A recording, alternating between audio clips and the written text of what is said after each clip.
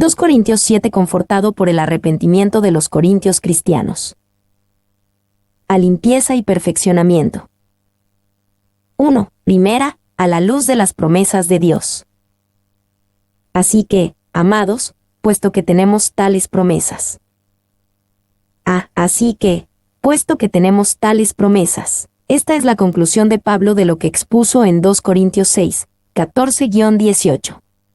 En ese pasaje Pablo escribió sobre la necesidad de separarse de la influencia del mundo para que podamos vivir en cercanía con Dios. El mandamiento de salid de en medio de ellos y apartaos, 2 Corintios 6:17, está relacionado con una promesa: yo os recibiré y seré para vosotros padre, y vosotros me seréis hijos e hijas, 2 Corintios 6:18. Si nos separamos de la forma de pensar y de actuar del mundo, se nos promete una relación más cercana con Dios. 1b. Dos cosas que debemos de hacer a la luz de las promesas de Dios. Limpiémonos de toda contaminación de carne y de espíritu, perfeccionando la santidad en el temor de Dios. Limpiémonos de toda contaminación, esto es de lo que nos despojamos. Hay una limpieza que únicamente Dios puede hacer en nuestras vidas, pero también hay una limpieza que Dios quiere hacer en colaboración con nosotros. Aquí, Pablo habla sobre la limpieza que no tan solo es algo que Dios hace por nosotros mientras nos sentamos pasivamente. Esta es una autolimpieza que conlleva intimidad con Dios, lo cual va más allá de una limpieza general del pecado. Y hay un aspecto principal de la limpieza que viene a nosotros cuando confiamos en Jesús y en su obra en nuestras vidas. Esta obra de limpieza es en realidad la obra de Dios en nosotros y no es nuestra obra. Este es el sentido de 1 Juan 1:9. Si confesamos nuestros pecados, Él es fiel y justo para perdonar nuestros pecados y limpiarnos de toda maldad. 2. Pero hay otro aspecto de la limpieza que Dios busca que nosotros hagamos con la participación de nuestra voluntad y esfuerzo. No es que sea una obra que hagamos aparte de Dios, pero es una obra que requiere nuestra voluntad y nuestro esfuerzo. Limpiémonos. Este aspecto de la limpieza está mayormente conectado con la intimidad con Dios y nuestra utilidad para el servicio. 3. Como pueden esperar que Dios purifique sus corazones, quienes están continuamente complaciendo sus ojos, orejas y manos con aquello que está prohibido, ¿qué es lo que tienen la intención de incrementar y traer en acción todas las inclinaciones inicuas del alma? Clarke. De toda contaminación de carne y de espíritu. Muy a menudo pensamos sobre la pureza delante del Señor solamente en los términos de limpiarnos de toda contaminación de carne, pero también hay una contaminación de espíritu, la cual debemos de limpiar nosotros mismos. Y que en algunas ocasiones es más fácil tratar con la contaminación de carne que con la contaminación de espíritu. Durante el ministerio terrenal de Jesús, aquellos que estaban manchados por la contaminación de carne, como las rameras y los recaudadores de impuestos, venían a Jesús con mayor facilidad. Pero aquellos manchados por la contaminación de espíritu, como los escribas y fariseos, les era difícil venir a Jesús. 2. Puede ser mucho peor tratar con nuestro orgullo, nuestro legalismo, nuestro propio enfoque, nuestra justicia propia, nuestra amargura y nuestro odio, que con los pecados obvios de la carne. Hay una deshonra del espíritu, la cual es independiente de la deshonra de la carne. El espíritu puede ser deshonrado de muchas maneras. A menudo pienso que los pecados del espíritu son más mortales que los pecados de la carne. Morgan. 3. Me gustaría que estuviéramos más preocupados por limpiarnos de la contaminación del espíritu. Estoy inclinado a pensar que algunos hombres descuidadamente contaminan sus espíritus, quiero decir, que lo hacen voluntariamente. Spurgeon. Se perfeccionando la santidad en el temor de Dios, esto es algo para añadir. Pablo no está hablando de un estado de perfección sin pecado. Perfeccionando tiene la idea de completo y de entero. En lugar de un estado de perfección sin pecado, Pablo habla sobre una santidad completa, entera. Y no es suficiente con que solo nos limpiemos de toda contaminación. La vida cristiana no solamente implica deshacerse del mal, sino el hacer continuamente el bien. Limpiémonos. Note que Pablo se incluye entre los corintios cristianos en la categoría de aquellos que necesitan ser limpiados. Si Pablo se incluyó entre aquellos que necesitan ser limpios, que hay sobre nosotros. Y supongo que, mientras más nos acerquemos al cielo, más conscientes seremos de nuestras imperfecciones. Mientras obtengamos más luz, iremos descubriendo más nuestras tinieblas. Lo que es tenido apenas como pecado por algunos hombres, será una grave deshonra para una conciencia sensible. No es que seamos más pecadores mientras maduramos, sino que tenemos una sensibilidad más fina del pecado, y vemos que eso a lo que le guiñábamos el ojo en nuestros días de nuestra ignorancia, es pecado. Spurgeon. 2. Recuerdo que escuché a un hombre que dijo que había vivido 6 años sin haber pecado, ni en pensamiento, ni en palabra u obra. Percibí que, si en verdad nunca hubiera hecho lo que dijo que no hizo, de todas formas había cometido un pecado, el de hablar con orgullo y jactancia. Spurgeon. 3. Pero debemos preocuparnos por limpiarnos nosotros y no estar preocupados por limpiar a otros. La mayor parte del tiempo estamos más preocupados por la santidad de otros que por nuestra propia santidad. Estaba más acorde con nuestro gusto limpiar a otras personas, e intentar una reformación moral entre nuestros prójimos. Oh. Es fácil encontrar las faltas de otros hombres, y juntar todas las fuerzas en nuestra mente para atacarlos verbalmente. Spurgeon. D. Palabras personales sobre la relación de Pablo con los Corintios. 1, 2 a 3, la apelación de Pablo. Admitidnos. Admitidnos, a nadie hemos agraviado, a nadie hemos corrompido, a nadie hemos engañado. No lo digo para condenaros, pues ya he dicho antes que estáis en nuestro corazón, para morir y para vivir juntamente. Admitidnos, en 2 Corintios 6, 11-13, Pablo escribió, nuestra boca se ha abierto a vosotros, nuestro corazón se ha ensanchado, ensanchaos también vosotros. Luego, en 2 Corintios 6, 14-7:1, lidió con la mundanalidad que impedía a los corintios tener el tipo de relación abierta que debieron de tener con Pablo. Ahora, al escribir Admitidnos, Pablo regresa a la idea que dejó en 2 Corintios 6, 11-13. Y Pablo era completamente honesto con los corintios cristianos. Ahora les dice que ellos deben ser honestos también, y que sean abiertos en ver la verdad de Pablo y su ministerio. 2. Los corintios cristianos tenían ideas equivocadas acerca de Pablo, que Dios no lo estaba usando, que él no tenía la imagen, la autoridad o el poder que un apóstol debía de tener, pero su problema no era un problema de información. Su problema estaba en sus corazones. Sus corazones habían estado abiertos hacia el mundo, pero no hacia Pablo. En el pasaje del yugo desigual, Pablo les dijo que cerraran su corazón hacia el mundo. Ahora es tiempo de que le abran su corazón a Pablo. B. A nadie hemos agraviado, a nadie hemos corrompido, a nadie hemos engañado. Pablo les recuerda a los corintios lo que ellos ya saben. A pesar de lo que algunos problemáticos dijeron sobre Pablo, ellos no tenían una buena razón para criticarlo. Y, cuando Pablo proclama que a nadie ha engañado, estaba organizando una colecta para los cristianos pobres en Judea, y tenía la responsabilidad sobre una cantidad significativa de dinero, 1 Corintios 16, 1-4. C. No lo digo para condenaros. El deseo de Pablo no es condenar a los corintios cristianos, sino restaurar los lazos de compañerismo que tuvo una vez con ellos. Pablo en verdad amaba a los corintios cristianos. Ya he dicho antes que estáis en nuestro corazón, para morir y para vivir juntamente.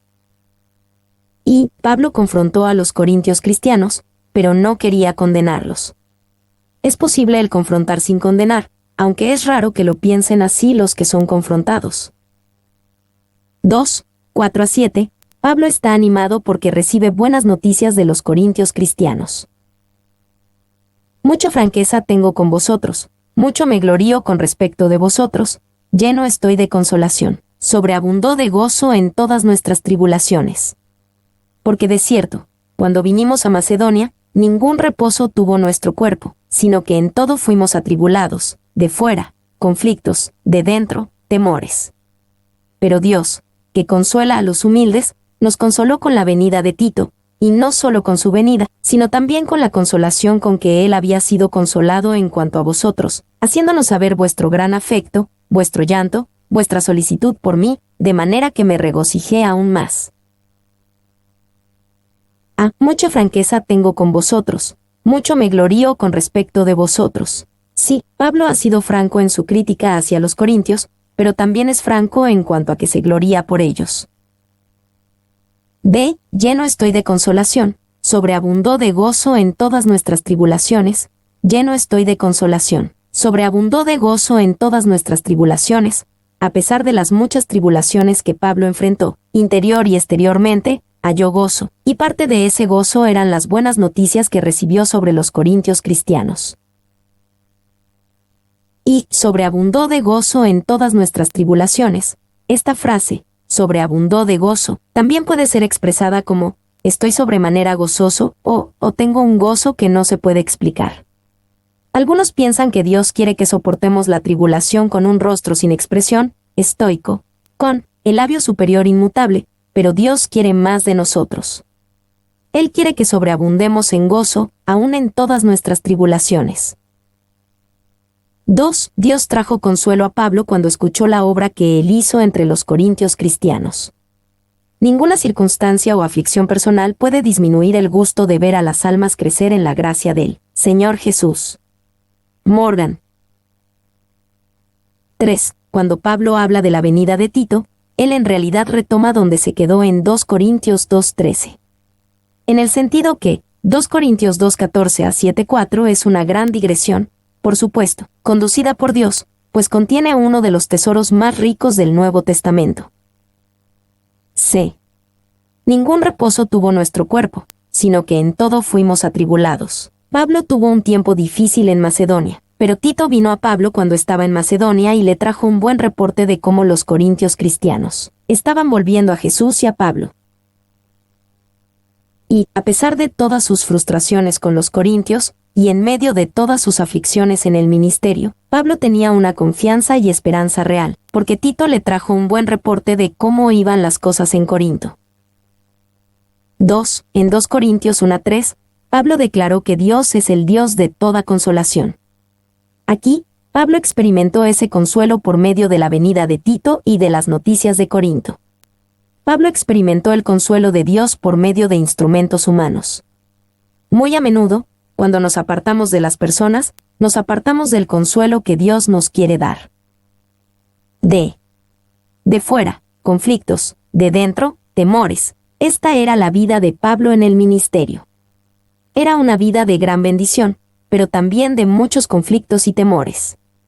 De fuera, Pablo estaba constantemente en conflicto con enemigos del Evangelio y con la forma de pensar mundana de los cristianos. De dentro, Pablo batallaba diariamente con el estrés y la ansiedad del ministerio. Vuestro gran afecto, vuestro llanto, vuestra solicitud por mí. Tito le dijo a Pablo que los corintios cristianos no se habían olvidado completamente de él. De hecho, estas cosas, afecto, llanto, solicitud, probaban que Dios en verdad estaba haciendo una obra en los corintios cristianos, y el saber eso era un consuelo para Pablo. 3, 8 a 12, la carta severa y su efecto. Porque aunque os contristé con la carta, no me pesa, aunque entonces lo lamenté, porque veo que aquella carta, aunque por algún tiempo, os contristó. Ahora me gozo, no porque hayáis sido contristados, sino porque fuisteis contristados para arrepentimiento, porque habéis sido contristados según Dios, para que ninguna pérdida padecieseis por nuestra parte. Porque la tristeza que es según Dios produce arrepentimiento para salvación, de que no hay que arrepentirse, pero la tristeza del mundo produce muerte.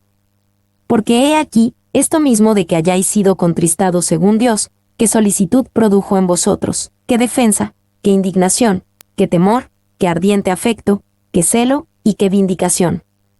En todo os habéis mostrado limpios en el asunto. Así que, aunque os escribí, no fue por causa del que cometió el agravio, ni por causa del que lo padeció, sino para que se os hiciese manifiesta nuestra solicitud que tenemos por vosotros delante de Dios. Porque aunque os contristé con la carta, ¿qué carta? Esta quizás no sea la carta de 1 Corintios, sino una carta que Pablo escribió entre 1 y 2 Corintios. Y ayuda si recordamos la secuencia de los eventos. Las cosas estaban yendo mal entre los cristianos en Corinto, y en un intento de ponerlos de nuevo en el camino, Pablo hizo una visita rápida y sin planear, la cual aparentemente empeoró las cosas. La visita triste, mencionada en 2 Corintios 2:1. Después del fracaso de esta visita, Pablo decidió ya no visitar a Corinto de nuevo en persona por el momento, pero envió a Tito con una carta de exhortación fuerte. Pablo estaba muy preocupado por cómo recibirían los corintios la carta, ya que podía hacerlos volver a Jesús, simplemente los haría enojarse. Cuando Tito regresó con buenas noticias de los corintios cristianos, Pablo fue aliviado en gran manera.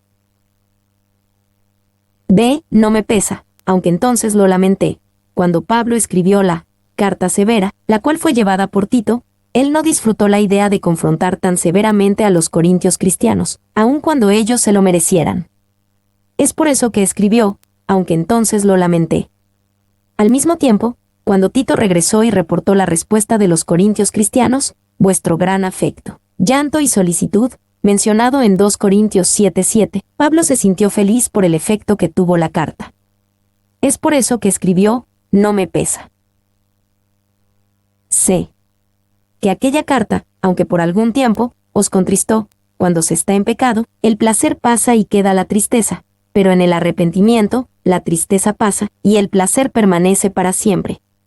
Dios pronto derramó el aceite de regocijo en los corazones quebrantados. No porque hayáis sido contristados, sino porque fuisteis contristados para arrepentimiento. Pablo hace una clara separación entre contristados y arrepentimiento. Uno puede lamentar su pecado, pero sin arrepentirse. Contristados describe un sentimiento, pero el arrepentimiento describe un cambio, tanto en la mente como en la vida. Y el arrepentimiento no solamente es tristeza. Puede no estar acompañado de tristeza en el momento, pero la tristeza siempre le seguirá, la tristeza por el pasado, pero lo importante es el cambio de mentalidad. Morgan. 2. La tristeza por sí sola no cumple ningún objetivo. Pedro lamentaba haber negado a Cristo, y se arrepintió. Judas lamentaba haber traicionado a Cristo, pero, en lugar de arrepentirse, se suicidó. Smith. 3. Arrepentimiento, suena como una palabra áspera, pero es un aspecto esencial del Evangelio. Ha sido llamada la primera palabra del Evangelio. Cuando Juan el Bautista predicaba, decía, arrepentíos, porque el reino de los cielos se ha acercado. Mateo 3:2. Cuando Jesús empezó a predicar, dijo, arrepentíos, porque el reino de los cielos se ha acercado. Mateo 4:17. Cuando Pedro predicó en el día del Pentecostés, les dijo a sus oyentes, arrepentíos, Hechos 2:38. 4. ¿De qué es de lo que se debían de arrepentir los corintios cristianos? Pudo haber sido de varias cosas, pero sin duda también incluye lo siguiente. Quizás había algunas personas, anti-Pablo, que criticaban al apóstol ausente con severidad e injustamente, y los corintios no defendían a su padre espiritual y piadoso delante de esos detractores. Porque habéis sido contristados según Dios. Pablo hizo que los corintios cristianos se sintieran mal por su pecado, pero lo hizo de una manera piadosa. Él usó la verdad, no utilizó mentiras ni exageración. Fue honesto, no se valió de intenciones escondidas ni de manipulaciones. Él simplemente dijo la verdad en amor. No todos los predicadores ni todas las personas pueden decir que hacen lo mismo que Pablo hizo, y no está bien que intenten que alguien sea contristado de una manera que no sea de Dios. Y, para que ninguna pérdida padecieseis por nuestra parte, esta frase nos muestra, por qué es tan importante el hacer que otros sean contristados según Dios. Si no lo haces según Dios puedes tener éxito en cuanto a que se sientan mal, contristados, pero la relación que tienes con esa persona sufrirá una pérdida. Puedes ganar la batalla, pero perder la guerra. Pablo quería proteger su relación con los corintios cristianos, para eso debían ser contristados según Dios. Porque la tristeza que es según Dios produce arrepentimiento para salvación. ¿Esto significa que somos hechos salvos por nuestro arrepentimiento? No exactamente. El arrepentimiento no es la base de nuestra salvación, pero es una parte y una condición necesaria para ello. Aquellos que se arrepienten son salvos, los impenitentes perecen. El arrepentimiento es, por lo tanto, para salvación. Y El arrepentimiento jamás debe de tenerse en mente como algo que se debe de hacer antes de que podamos regresar a Dios. El arrepentimiento describe el acto de venir a Dios. No puedes voltear hacia Dios sin volverte de las cosas que Él desaprueba. Las personas de los días de hoy parecen que brincan rápidamente hacia la fe. Yo no desapruebo ese gozoso salto, pero aún, yo espero que el arrepentimiento de mi viejo amigo no sea en vano. Yo estoy desesperadamente enamorado del arrepentimiento. Parece que es el hermano gemelo de la fe. Spurgeon. 2. La tristeza en sí misma no produce nada más que malos sentimientos, pero la tristeza que es según Dios produce arrepentimiento. Ya que el arrepentimiento es un cambio, en manera de pensar y actuar, podemos decir si una tristeza es según Dios al ver que produce arrepentimiento. Así que la tristeza que es según Dios no puede ser medida por los sentimientos o las lágrimas, solamente por lo que produce. 3. ¿Qué tanta tristeza crees que debes tener? ¿Cuál es el propósito de la tristeza por el pecado?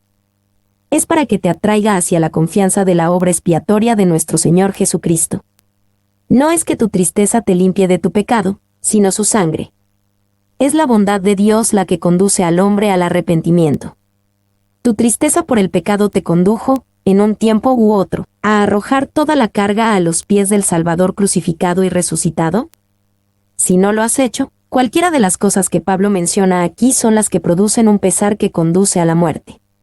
Cred paz. 4. El verdadero arrepentimiento actúa. Si te arrepientes con una contradicción, dijo Tertullian, Dios te perdonará con una contradicción. Si te arrepientes y continúas aún en tu pecado, Dios te perdonará y aún te enviará al infierno. Hay perdón con contradicción. John Trapp escribió estas palabras duras e impactantes. De que no hay que arrepentirse, esto es debido a que la tristeza que es según Dios hace una obra muy grande. No se siente bien, pero hace un buen trabajo. La tristeza del mundo es diferente, porque produce muerte. Y, cuando la tristeza se recibe o se lleva a la manera del mundo, tiene el efecto mortal de producir resentimiento y amargura. Podemos arrepentirnos de ese tipo de tristeza. La tristeza piadosa produce arrepentimiento para salvación, de la que no hay que arrepentirse. Job maldijo el día de su nacimiento, pero no se ha escuchado que ningún hombre maldiga el día de su nuevo nacimiento. 2. En el arrepentimiento hay una dulce amargura, o una amargura dulce, como debiera de llamarlo, de la cual, mientras más tengas, mejor es para ti. Puedo verdaderamente decir que no conozco una alegría más divina que la de poner mi cabeza en el regazo de mi Padre Celestial, y decir, Padre, he pecado, pero tú me has perdonado. Oh, cuánto te amo. Spurgeon. ¿Qué solicitud produjo en vosotros? ¿Qué defensa? ¿Qué indignación? ¿Qué temor? ¿Qué ardiente afecto? ¿Qué celo? ¿Y qué vindicación? Todas estas cosas mostraban que la tristeza de los corintios cristianos produjo un arrepentimiento verdadero. ¿Y qué solicitud? La tristeza piadosa produce arrepentimiento, y el arrepentimiento demanda solicitud. El arrepentimiento significa cambiar, y se requiere de solicitud para mantenerse en ese cambio. Si uno se da por vencido fácilmente, entonces jamás puede andar en arrepentimiento, aunque puede llevar a cabo actos de arrepentimiento. 2. ¿Qué defensa? La tristeza piadosa produce arrepentimiento, y el arrepentimiento constituye una defensa. Es una defensa de la culpa y la vergüenza al saber que trajimos nuestro pecado a Dios, y que ahora andamos en el camino correcto. 3. ¿Qué indignación? La tristeza piadosa produce arrepentimiento, y el arrepentimiento muestra indignación. Estamos indignados con nosotros mismos y con la necedad de pecar. Este es el tipo de actitud que hace que el arrepentimiento dure. Me alegro que la Biblia me permita enojarme con el diablo. Pensar que él tiene la audacia de alarme y que me hizo que hiciera aquello. ¡Qué indignación, qué furia hacia el pecado y todas las mediaciones de Satanás! Cred paz. 4. ¡Qué temor! La tristeza piadosa produce arrepentimiento, y el arrepentimiento se muestra en el temor de caer de nuevo en el mismo pecado. Aquí Pablo no está escribiendo sobre un temor a Dios, sino sobre el temor a pecar, y el temor a nuestra propia debilidad hacia el pecado. Qué ardiente afecto, la tristeza piadosa produce arrepentimiento, y el arrepentimiento muestra un ardiente afecto. Este es un corazón que en realidad desea la pureza y lo piadoso, y que ya no quiere pecar más. Este ardiente afecto es expresado por la oración de corazón y una total dependencia de Dios. ¿Qué celo? La tristeza piadosa produce arrepentimiento, y el arrepentimiento muestra celo. La antigua palabra griega habla del calor, estamos ardiendo hacia Dios y su justicia, y ardemos en contra del pecado y la impureza. En lugar de pereza, tenemos celo en nuestro andar con el Señor. 7. ¿Qué vindicación? La tristeza piadosa produce arrepentimiento, y el arrepentimiento nos conduce a la vindicación. Como cristiano, eres vindicado, aun cuando hayas pecado. Nadie puede dudarlo, porque la medida de un cristiano no está en cuanto a haber pecado o no, sino en si se arrepintió o no. 8. Os habéis mostrado limpios. Cuando el arrepentimiento está marcado por las características anteriores, somos limpios de culpa y pecado. La mancha del pecado ya no está. Podemos sentirlo, y otros pueden verlo. Feliz es aquel hombre que ha tenido demasiado del dolor del pecado para que éste sea amargo y agrio para él por el resto de sus días, para que ahora, con un corazón cambiado y un espíritu renovado, persevere en los caminos de Dios, sin pensar jamás en regresar, sino resuelto a cruzar inundaciones o llamas para abrirse paso hacia el cielo, para ser, por gracia divina, el amo sobre cualquier pecado que le asalte. Spurgeon. Y en todo os habéis mostrado limpios en el asunto, sus acciones de arrepentimiento han mostrado que están limpios. No fueron las palabras o los sentimientos las que mostraron que estaban limpios, sino las acciones. Y la tristeza que, según Dios, conduce al arrepentimiento, por lo tanto, es una tristeza que conlleva a un cambio de propósito, de intención y de acción. No es la tristeza de lágrimas ociosas, no es el llorar al lado de tu cama debido a que fallaste de nuevo, ni es un lamento en vano, deseando que nunca hubiera pasado, deseando que pudieras vivir de nuevo esos momentos. No, no es eso. Es un cambio de propósito y de intenciones, un cambio de dirección y de acción. Red Paz. J. En el asunto, Pablo está utilizando discernimiento piadoso al no traernos todo el asunto de nuevo desde el principio. Había alguien que había hecho un mal, por causa del que cometió el agravio, y había alguien que recibió el mal, por causa del que lo padeció. Pero no había necesidad de hacer mención de lo mismo otra vez. No fue por causa de él. El propósito de Pablo al escribir la carta severa no era parcializarse con un grupo en la disputa entre los corintios cristianos. Su propósito era demostrar su preocupación, para que se os hiciese manifiesta nuestra solicitud que tenemos por vosotros delante de Dios. Y la preocupación de Pablo por los corintios cristianos era evidente, pero sorprendente.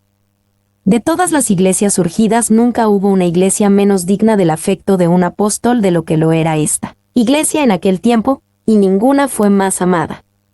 Clarke. 4. 13-16. ¿Cómo estimó Tito a los corintios cristianos después de su visita? Por esto hemos sido consolados en vuestra consolación, pero mucho más nos gozamos por el gozo de Tito, que haya sido confortado su espíritu por todos vosotros. Pues si de algo me he gloriado con el respecto de vosotros, no he sido avergonzado, sino que así como en todo os hemos hablado con verdad, también nuestro gloriarnos con Tito resultó verdad. Y su cariño para con vosotros es aún más abundante, cuando se acuerda de la obediencia de todos vosotros, de cómo lo recibisteis con temor y temblor. Me gozo de que en todo tengo confianza en vosotros. Haya sido confortado su espíritu por todos vosotros. La experiencia de Tito en Corinto y su reporte de aquel lugar fue una evidencia segura de que los corintios cristianos tenían un cambio de mentalidad. Pues si de algo me he gloriado con el respecto de vosotros. Pablo, esperanzadoramente, le había planteado a Tito que los corintios cristianos responderían bien a la carta triste. Quizás Tito no estaba tan seguro. Pero el gloriarnos con Tito resultó verdad para Pablo. Su cariño para con vosotros es aún más abundante. Pablo les asegura a los corintios cristianos que Tito ahora los ama más que antes. Quizás Tito vio mucha fealdad entre los corintios cristianos, y por esto pudo tener rencor hacia ellos. Así que Pablo quiere que sepan que después de que vio y reportó su arrepentimiento, Tito los amó más que nunca. D. Me gozo de que en todo tengo confianza en vosotros. ¿Está siendo Pablo sarcástico aquí? Probablemente no. Él, sencillamente, quizás está tratando de animar a los corintios, mostrándoles que está convencido de que su arrepentimiento es genuino. Y, así, al elogiar a quienes antes trató más bruscamente, se los ganó más. Lo dulce y lo agrio hacen la mejor salsa. 2. Al final de este capítulo, Pablo elogia a los corintios cristianos, y al parecer ellos están en un lugar de victoria. Pero en la carta severa, mencionada en 2 Corintios 2:1, no había elogios. ¿Cuál era la diferencia? Su arrepentimiento real, reportado por Tito y comentado por Pablo en este capítulo. 3. A través de todo este capítulo vemos lo preocupado que estaba Pablo por su relación con los corintios cristianos. Esto muestra que las personas eran tan importantes para Pablo como el ministerio. Él no quería llevar a cabo el ministerio a expensas de su relación con las personas. Mi nombre es Demim. Soy tu asistente personal. Mi sitio en internet es demim.es.tl.